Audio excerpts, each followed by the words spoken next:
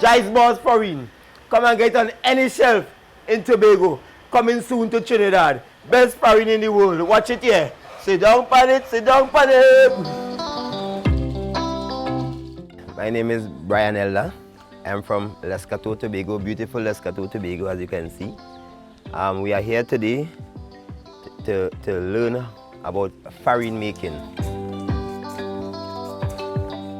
Now imagine you would have about 3 or 4 bags of cassava. This way you have to do whole day until it's finished. Yeah, this is fresh local cassava. This cassava I got yesterday. Instead I get plenty cassava, right? I just have to store it in the deep freezer, let me see on the inside.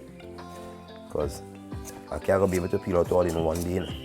So when I'm patching, when I'm making farine, I do that for days. 3, 4, sometimes for the whole week. Just making farine.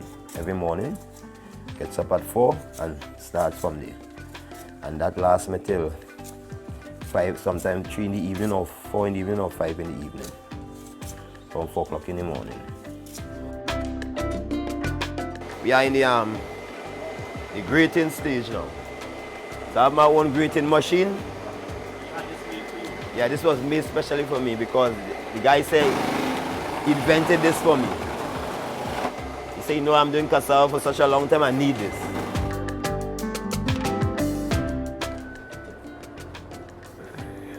We're taking out the cassava, the hard cassava sticks. We take these out. It's really fast forwarding everything that used to happen. It's like the grating, you would have normally see me sitting down with this. You would have normally see me sitting down with this in a tray, in a tub, and this would have been me.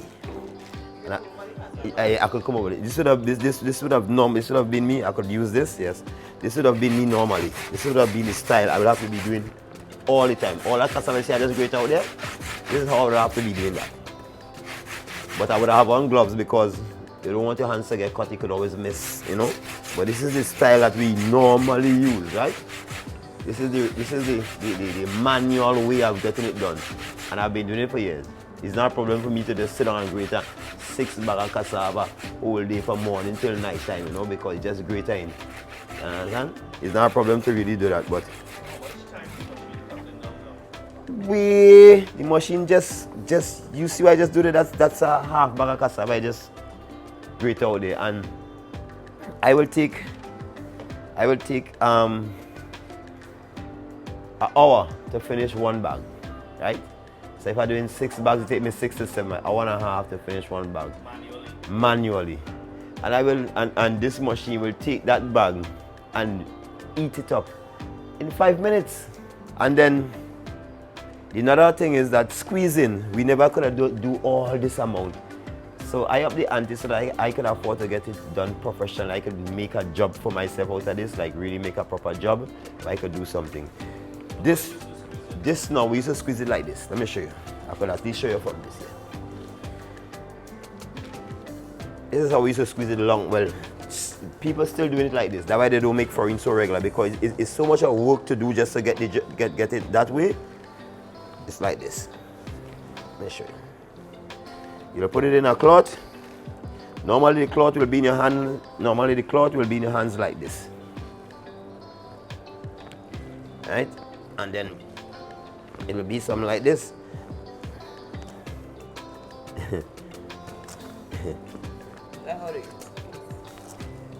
And then I'll have to squeeze.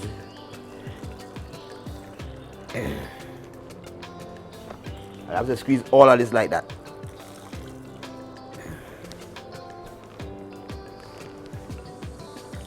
So I'll just squeeze in a little bit all the time until it's finished, right?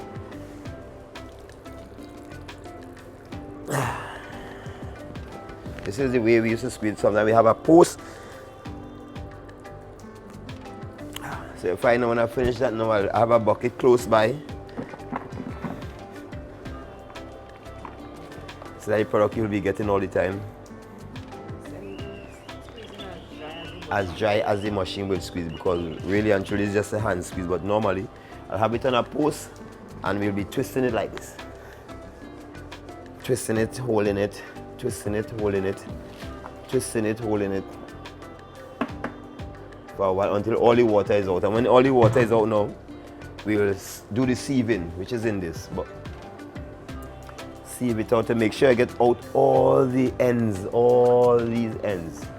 You have small ones, little ones like these you wouldn't see inside it, right? So you'll have to sieve it to get all this out. So you see now, the machine now stopped me from doing all that squeezing. So you retrofitted this machine? Yes. Cassava? Yes. No, not really retrofit it, you know. I just don't use the washing side. All I use is the part that does the squeezing, the spinning, spin out all the water. So it's not like you are doing any different to it. I just don't use it as a machine to wash anything in. Because you can't wash clothes in it, you can't wash clothes in it and then come and use food. You understand? You know again.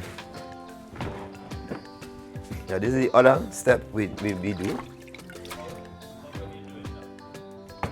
But because when it spins, all the cassava does just go on the side. It gets hard. On the side that We just soften it. hard. Yeah, we just So soften it back. break it up, Break it back up. break it up. Wow, look at that. Yeah, it gets hard. It gets very All hard. the water comes out so it gets hard. And when she break it up, we put it in this bucket. Right. So you see, this is almost finished product. So we have to go get rid of these things now. We have to get all these out.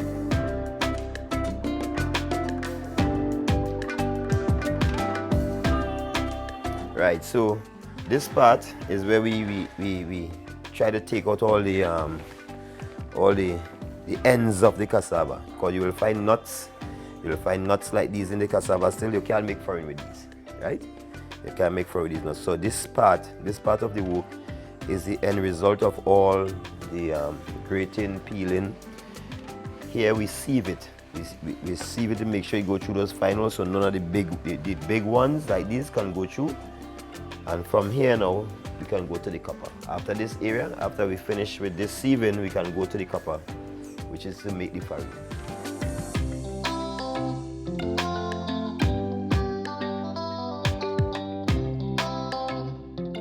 Hey, me cut that's dull, boy. Now when you cut the bamboo, you gotta make sure and cut a stripe in it now, like.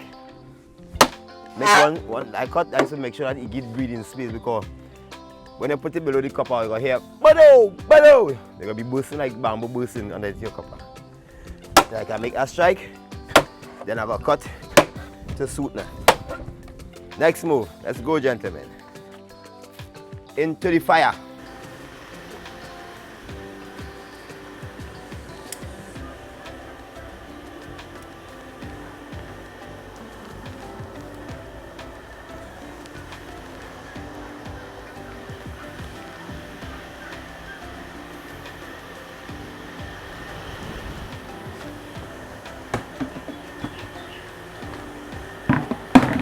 They call it the rake stick.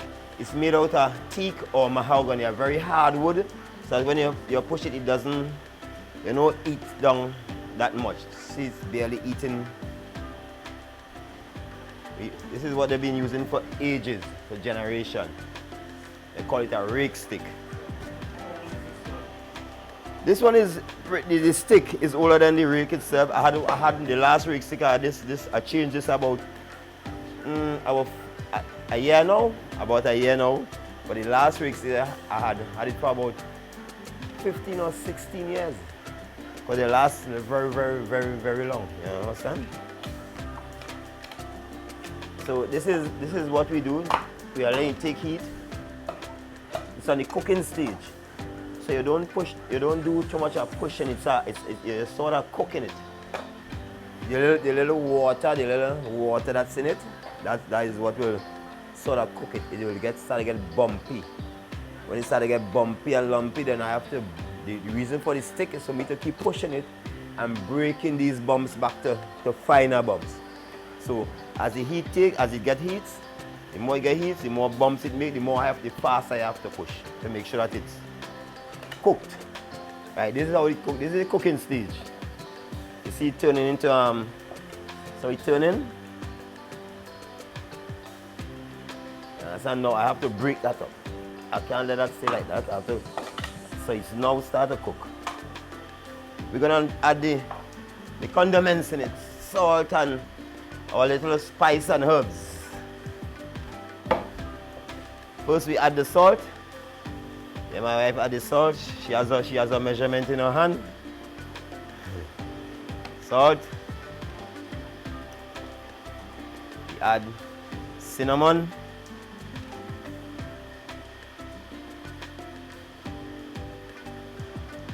And we add bay leaf powder with a lot of other spices in it, such as nutmeg and the sorts now. So this is how we do it. This is our mixture here. This is gonna mix into the farine, and in the end we will put the coconut oil. Okay? So that's here. From here now it's just drying. It's just drying, mixing it in nice and decent. I mean, I think you could get the smell, and then you'll start to get it nice fragrant after a time, and nice fragrant emanating. We're at the stage where we are gonna put in one of our ingredients, the aphrodisiac for softening or farine, the butter.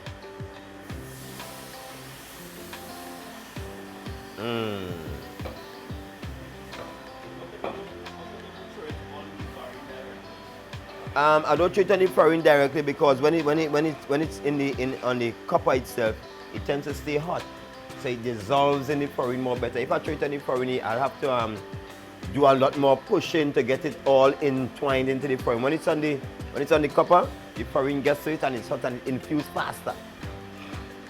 You see, it makes the bumps, and then we roll them back out again, and from here we dry it, and then we bring the most favorite coconut oil.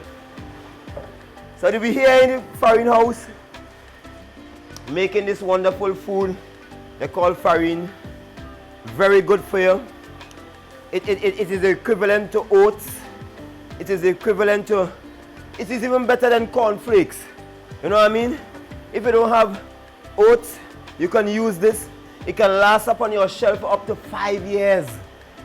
Best food, staple diet. For sure you could put farine on your grocery list.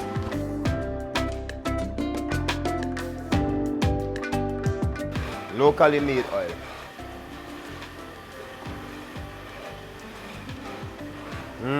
See that smell? You're gonna get that smell just now, that coconut oil flavor. Right, end product. Farine has just been made. Farine has just been made and finished. So you all were here from the beginning. You all were here from the beginning to the end of this journey, of this wonderful journey of farine making. The next step in this is to sieve it again and package.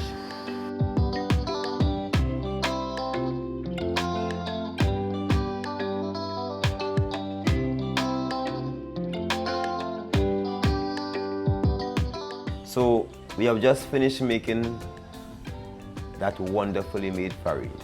And we are showing you here now, we are demonstrating to you here now how we use this product. So this is the farine, just made beautifully, see, nice color. And this is chocolate tea, wonderfully made chocolate tea. So you simply add 1, 2, 3, maybe even 4 teaspoons. You stir, and then it will swell up and it will fill up the cup. Just as you see it happening, watch. Another spoon, see it's getting higher, it's rising higher. And from there now, we do this. Take our time.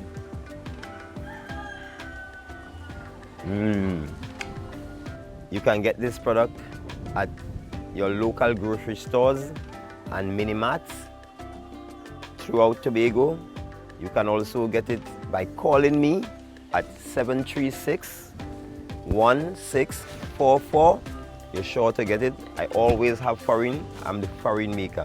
You can order, or you can go to the grocery store and get it.